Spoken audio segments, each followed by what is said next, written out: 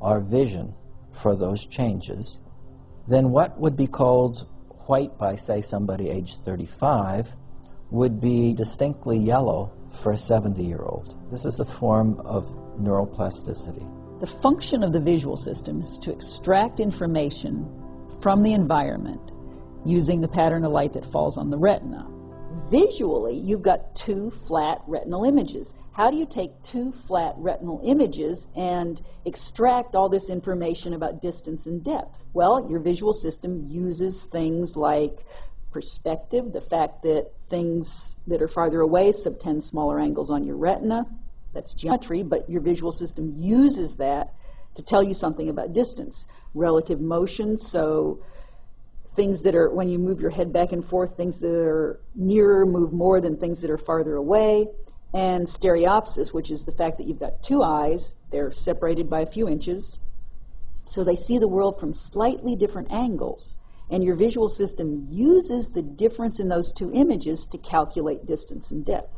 So you could call those tricks, but they're ways that your visual system uses to calculate information about the world.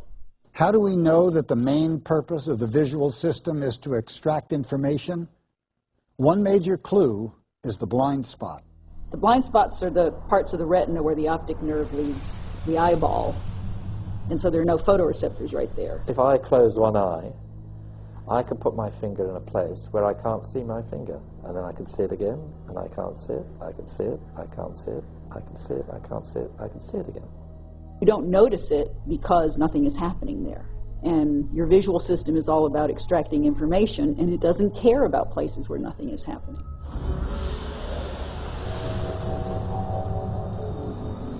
The fidelity of the signal the brain receives depends on the sampling rate of the brain. Imagine I see a really interesting face in front of me, and I'm trying to reconstruct it in all of the details that will help me remember it forever. You can think of them as taking a series of little quick snapshots, flash, flash, flash, flash, flash, around the face.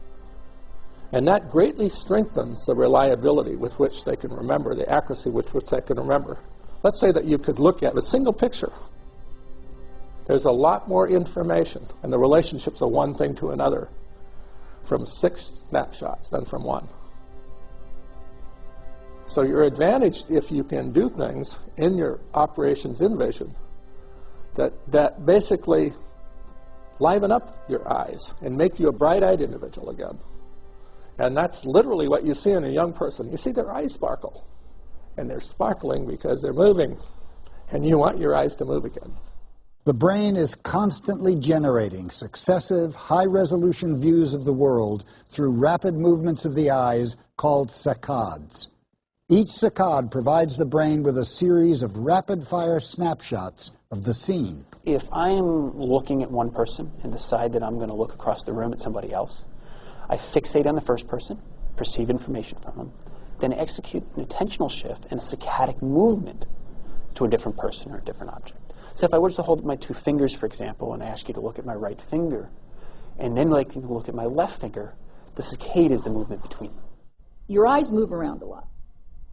So most of us think that we're looking out on the world, and the world is stable, and our impression of the world is stable, but you're actually moving your eyes around constantly. Sampling rate, or how quickly one processes information within a given eye movement, has an analogous expression with hearing. In listening, the brain itself is controlling the rate at which it samples. Basically, it has to, because there's no equivalent to active vision. Vision is much more positively active in that sense than listening. Of course, when we listen, it's important that we be on the ball, alert, tuned in. These sounds in listening of speech of someone talking to you flow by, amazingly rapidly changing, and the more accurately you can reconstruct them in detail, the better you'll understand what people say and the better you'll remember it. So what is the brain looking for? How is it extracting information from the environment? Optical illusions can help us understand. Many people are interested in illusions because of the gee whiz appeal. But scientists are interested in illusions because they're really kind of probes to tell us what the visual system is trying to accomplish. There's a phenomenon which is called change blindness. You can show a picture that flashes, And you can change something very major in this picture, but every alternate picture is missing that component.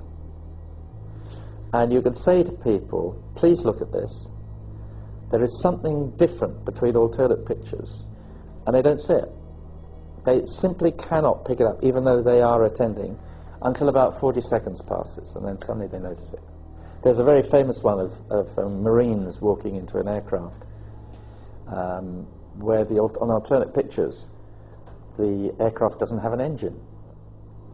And what you find is that if you change the environment without the percept changing, the brain notices it. So all the areas of the brain, the visual areas that you would expect, come up. Bing. Your percept hasn't changed.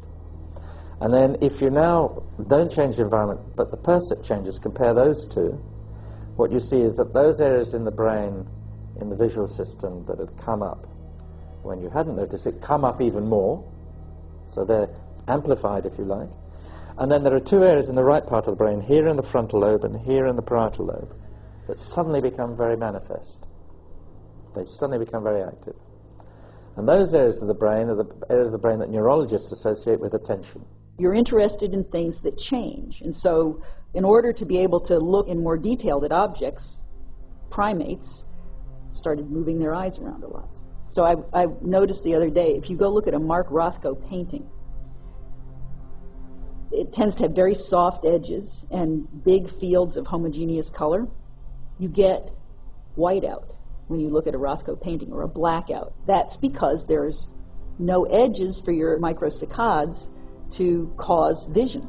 So things fade and you don't see anything. And I think that's one of the reasons why Rothko paintings are so creepy, is because you often get a little blind when you look at them, which feels somehow mystical. Understanding how all of these pieces add up in the brain is the domain of scientists with the latest brain scanning technology. Even before neuroscientists studied the visual system phenomenon, another group performed illuminating experiments: artists. I'm a visual physiologist, and I try to figure out how the brain works by studying visual processing. But artists also try to study visual processing, because when they make a work of art, you don't know how it's going to come out until you look at it, right? And so artists have figured out that very funny things happen when you can have color contrast, which we see quite well, but no luminance contrast. One famous portrait that shows the power of active vision is the portrait of Lisa Gherardini, wife of Francesco del Giocondo, Leonardo da Vinci's masterpiece, the Mona Lisa. Your center of gaze is very high resolution. It's very good at seeing small, detailed things. That's why you move your eyes when you read. Your peripheral vision is much lower resolution. But you don't have this impression that the whole world is kind of high resolution here and very blurry here, but that's because you move your eyes around all the time. The Mona Lisa's expression.